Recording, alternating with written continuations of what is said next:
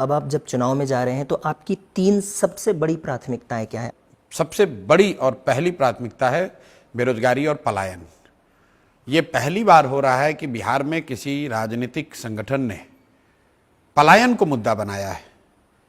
दूसरी सबसे बड़ी हम लोग का जो विषय है वो है शिक्षा, और तीसरा है यहाँ का फैला हुआ भ्रष्टाचार, जो यहाँ पर अधिकारियों का जो एक वर्चस्व है और जो भ्रष्टाचार है उससे जुड़ा हुआ।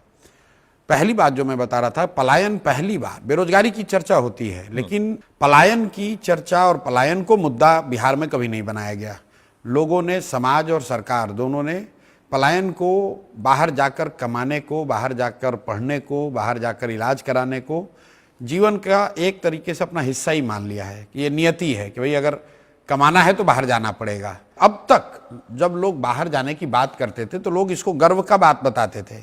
आप नीतीश जी का, लालू जी का, तेजस्वी का, कांग्रेसियों का अगर आप बयान सुनेंगे तो वो आपको ऐसे बताएंगे कि बिहारी इतने मेहनत कश लोग हैं, ये पूरे देश में जाते हैं, वहाँ मजदूरी करते हैं, दिल्ली बॉम्बे की व्यवस्था हम लोग से चलती है। पहली बार प्रशांत किशोर और जनसुराज ने इसको कहा है कि नहीं, मजबूरी में अपने बच्चों का पेट पालने के लिए दिल्ली बॉम्बे में जाकर काम करना ये गौरव की बात नहीं हो सकती है। दूसरा, शिक्षा की जो बात हम लोग कह रहे हैं, बिहार में शिक्षा की स्थिति बहुत अच्छी कभी नहीं रही।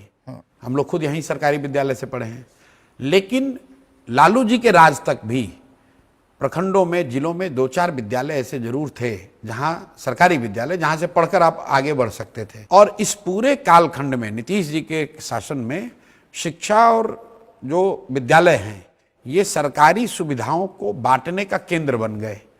उनकी पहचान बन गई है कि यहाँ से खिचड़ी बंटती है, विद्यालय से पोशाक बंटता है, साइकिल का पैसा मिलता है, वहां से पढ़ाई होती है। कहीं ना कहीं धीरे धीरे वो पीछे हो गया। तो आपको अपने बच्चे को पढ़ाने पर ध्यान देना है।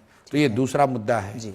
तीसरा और अंतिम मुद्दा जो बड़ा है वो है यहाँ पर जो अधिकारियों का दबदबा हो गया है। नीतीश जी की जो पूरी व्यवस्था है वो चंद 4-5 अधिकारी चलाते हैं और ऐसा उनका रुतबा है, वो जो चाहे वो कर ले। जैसे पदयात्रा चलते हुए मैंने किसी से पूछा कि भाई लालू जी के राज में और नीतीश जी के राज में बिहार में क्या फ़र्क है, तो उस व्यक्ति ने जो बताया, मैं उसको पैराफ्रेज कर रहा हूँ जी, जो कोट कर रहा हूँ उसको बेसिकली, उसने कहा फ़र्क दोनों में सर कुछ नहीं है। बिहार की जनता का हजामत तो दोनों सरकार में बना है। फ़र्क बस इतना ही है कि लालू जी के राज में ये हजामत बनाने का काम अपराधी कर रहे थे और नीतीश जी के राज में ये काम अधिकारी कर रहे हैं। तो ये 3 मुद्दे, बेरोजगारी, पलायन, दूसरा शिक्षा की ध्वस्त व्यवस्था को सुधारना, और तीसरा जो अफसरशाही और भ्रष्टाचार है, इससे निपटना।